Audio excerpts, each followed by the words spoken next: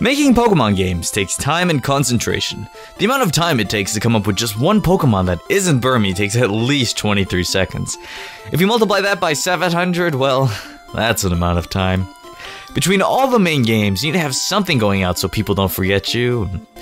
And that's where the Pokemon spin-offs games came into play. The spin-offs of Pokemon were fairly interesting. Some were amusing, some were entertaining, and others, well, others were Pokemon Dash. But that's okay, because everyone makes mistakes. Number 10, the card game. Back in the day, as a young wee lad, there was a thing called Yu-Gi-Oh!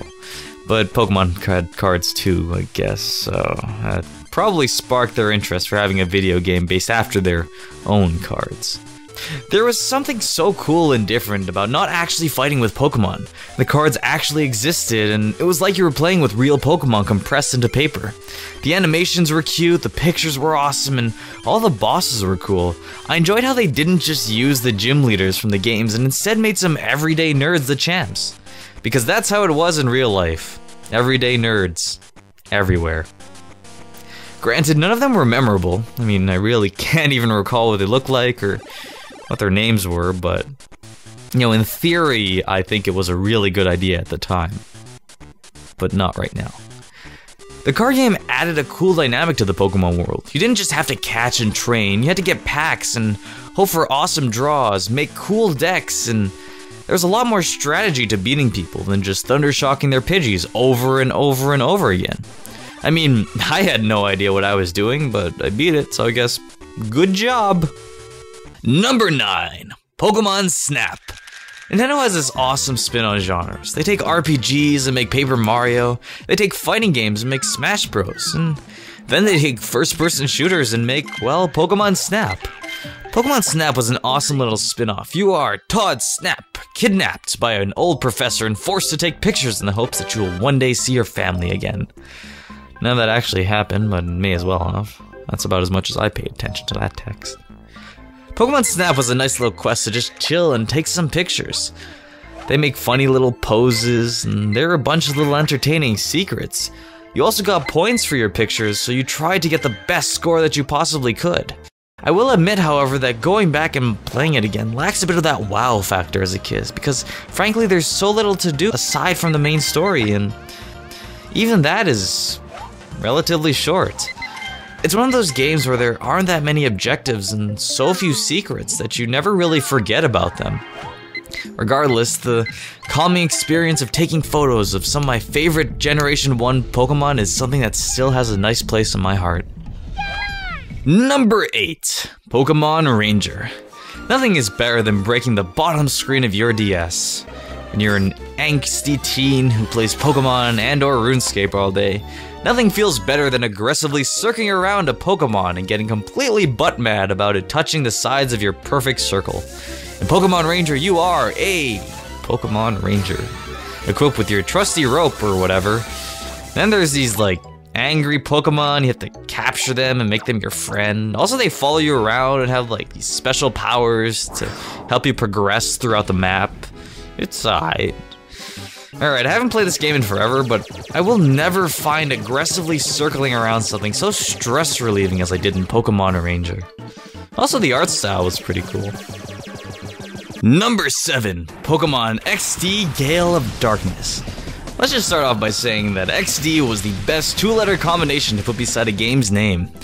I still have no idea why it's called that, and I know someone is going to angrily post in the comments about how I know nothing about Pokemon. That's clearly wrong, because I have a PhD in pockets. I'm gonna go check my credentials again. Nintendo had a limited edition Gale of Darkness GameCube bundle, and oh man did I want it. Still to this day, nothing beats having a Shadow Lugia on my GameCube. Except pizza. The actual game was pretty awesome. The graphics were cool, and it was nice to see all your Pokemon in 3D. The plot was okay, and there were some problems with leveling due to the lack of wild Pokemon, but traveling from city to city and exploring the awesome 3D world was amazing to me, especially when these were the days of the flat Pokemon games, such as Ruby and Sapphire, and I guess Fire Red was a little less flat, but... Now, I know Colosseum came out before this, but this was my first GameCube game, so it's a lot more special to me. I will say though, I still feel bad about taking away the Shadow Pokemon from some of the average trainers and not giving them back. Poor guys. Number 6. Have you ever thought, man, I wish I could lay down and watch some cartoons with my Pikachu? Well, look no further, because thanks to the company of Pokemon, you too can now experience what it's like to pretend you're actually playing a video game. Pokemon Channel is a thing. I really don't know how to describe this, just it's there. Kind of sitting on your perch, helping you with your math homework and nagging you about the weather. It sort of just happened and it feels good. Professor Oak is up to no good again, telling you about TV and what it does to your Pokemon. So you watch some anime with Pikachu and it's like, oh, he's a good boy, you do some tasks and eventually fall in love. I may not be remembering this game properly, but I'm sure there's some logistics in there. Number 5, Pokemon Stadium. Now, this sort of falls under the same reasons as Pokemon XD, but with much more nostalgia. Going from Pokemon Yellow to this was incredible. The end. No, okay, not actually the end. The game was completely different. The amount of random fun things to do was awesome, the different challenge cups, the gym leader trials, and doing them with all rental Pokemon was a challenge because, well, the developers of Pokemon hate people and thought it would be a good idea to make some of the strategies involve Double Team, Sand Attack, and Horn Drill. Just saying, kind of obnoxious.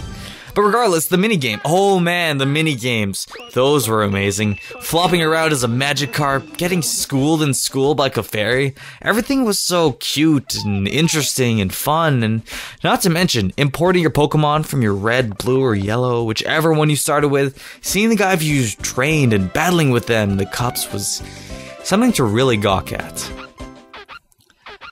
Number 4. Pokemon Box. Come on, we all need some space when collecting a bunch of Pokemon. Pokemon Box was the game to do it. Let's go, Nintendo. Let's make a game about a box. Number 3, Pokepark. Man, there are just so many games that bring Pokemon to life. Playing the main games and then transitioning to an adventure game on the console was so amazing because they always found a new way to impress you. Pokepark was no exception. Or maybe it was, I don't care. Pokepark is the tale of Pikachu getting bullied by some frauds. These guys think they can keep Pikachu out? Nah, let's be real here. Pikachu's the kind of Pokemon that walks through your neighborhood and strikes fear into the street lamps. They know what's coming. Things get real. So after all this bullying and high school drama, Pikachu gets some crystals and makes friends. Also, you make friends. That's a contribution to the story. There are also a bunch of fun, challenging minigames, kind of like Pokemon Stadium along the way. And something that I have yet to mention is the music.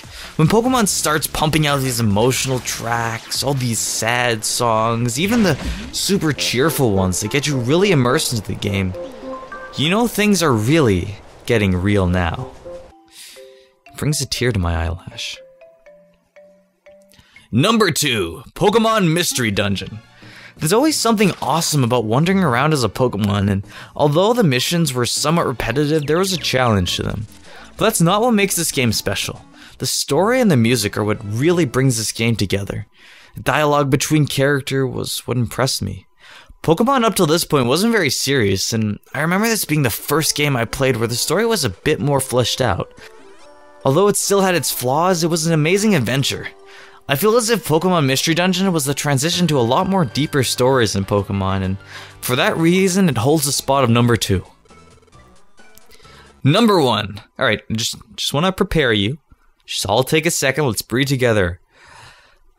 Think about our life, how we accidentally ran over a goat at some point during high school. Let's calm. Good, good. The number 1 best Pokemon spin-off is Hey You, Pikachu! Alright, you might think I'm crazy, but come on! How cool was that game when you were a kid? Or not born yet, depending on your age at the moment. Interacting with Pikachu, yelling at him, and things of that nature, it was fun, like having your own little Pikachu pet around the house. Little missions you went on, your travels together, and the bond you shared with that little cartoon Pikachu. I couldn't ask for anything more. Well, besides better voice communication, longer game, and having some old professor watch me in my room, it was perfect! Although it wasn't the longest of games, the quality was way over the quantity. Sharing such a bond with any Pokemon is hard without the flawless touch of Hey You Pikachu. And that ending. That ending. Hey guys, hopefully you enjoyed this video. Please make sure to leave a like and subscribe to see more things that you may hopefully also like in your heart. Just find that place and put one of my videos in there. Also, make sure to check out my other top 10s as well.